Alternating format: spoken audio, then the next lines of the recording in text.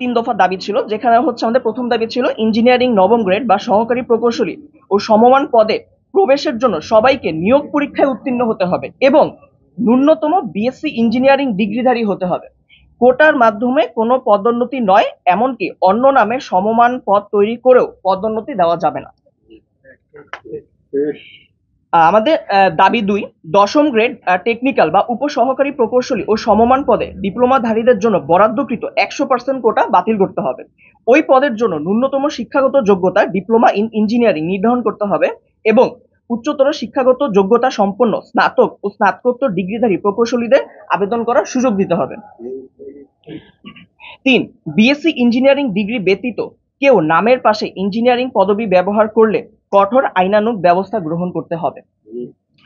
আপনারা জানেন আমাদের এই দাবির প্রেক্ষিতে পরবর্তীতে সংশ্লিষ্ট প্রশাসন আমাদের সাথে আলোচনায় টেবিলে বসতে রাজি হয় এবং আমরা এই উদ্যোগকে অবশ্যই সাধুবাদ জানাই।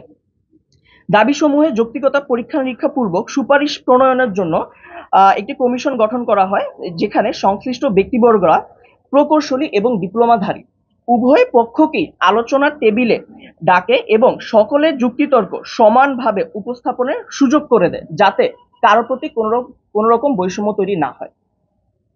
কিন্তু আমরা লক্ষ্য করছি যেটা, আলোচনার টেবিলে শান্তিপূর্ণ সমাধানের সুযোগ থাকা সত্ত্বেও আজকে গাজীপুরে রেলপথ অবরোধের ঘোষণা দেওয়া হয়েছে ডিপ্লোমাধারীদের পক্ষ থেকে।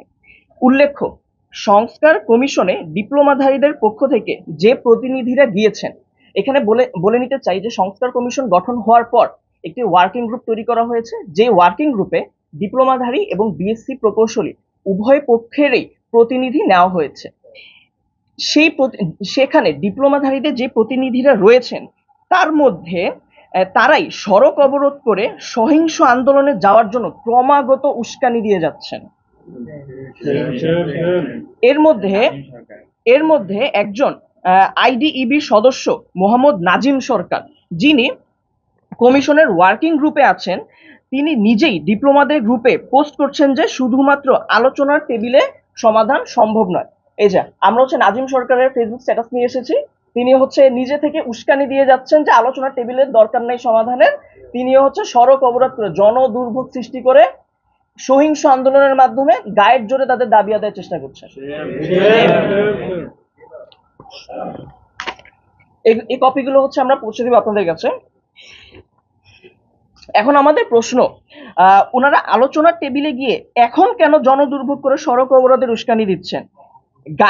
গায়ের জোরে যদি দাবি আদায় করতে চান তাহলে ওনারা আলোচনার টেবিলে কেন আসলেন? আলোচনার টেবিল ছেড়ে সড়ক ও রেলপথ অবরোধ কোনো যৌক্তিক সমাধান হতে পারে না। এগুলো শুধুই বিশৃঙ্খলা তৈরির পায়তারা এবং আমরা এসব কর্মসূচিকে গভীর ষড়যন্ত্র হিসেবে দেখছি, যা প্রথাগত আন্দোলনকে ভিন্ন পথে নিয়ে যাচ্ছে।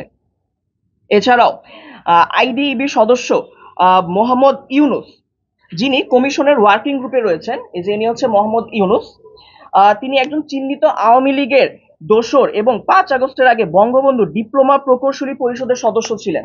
এই কপিগুলো আমরা প্রিন্ট অফ নিয়ে এসেছি তার ফেসবুক প্রোফাইল থেকে, যিনি এখানে তিনি একটি প্রথমত তার ফেসবুক প্রোফাইলে তিনি বাংলাদেশ ছাত্রলীগ এটা ইউজ করেন।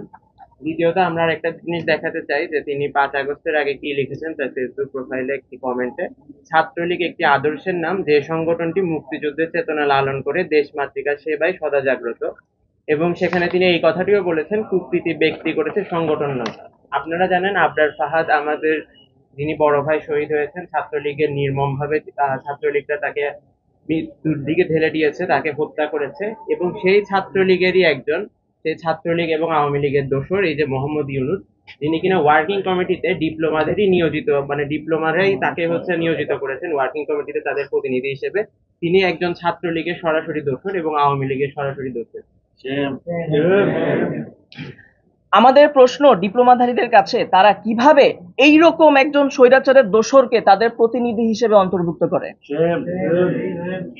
এই সবকিছু মিলিয়ে আলোচনার টেবিল ছেড়ে যারা সড়ক অবরোধ করে দেশের নৈরাজ্য তৈরির উস্কানি দিচ্ছে, তাদের আসল উদ্দেশ্য ও এজেন্ডা কি সেগুলো খতিয়ে দেখা দরকার এবং সবাইকে এই বিষয়ে সজাগ দৃষ্টি রাখার আহ্বান জানানো হচ্ছে। অযথা রেলপথ অবরোধ করে সাধারণ জনগণের দুর্ভোগ সৃষ্টি করলে আমরা সংশ্লিষ্ট প্রশাসনকে আইনানুগ ব্যবস্থা নেওয়ার দাবি জানাচ্ছি। ঠিক। সর্বোপরি আমরাও চাইলে ৮০ লাখ শিক্ষার্থী নিয়ে দাবি আদায়ের জন্য রাজপথে নামতে পারতাম, কিন্তু আমরা বিশ্বাস করি যৌক্তিক দাবি আদায়ের জন্য গায়ের জোর খাটিয়ে সাধারণ মানুষকে জিম্মি করে রাস্তা অবরোধ করার প্রয়োজন নেই। যৌক্তিক দাবি জানালে সংশ্লিষ্ট কর্তৃপক্ষ নিজ উদ্যোগে তা আমলে নিয়ে ব্যবস্থা গ্রহণ করবে।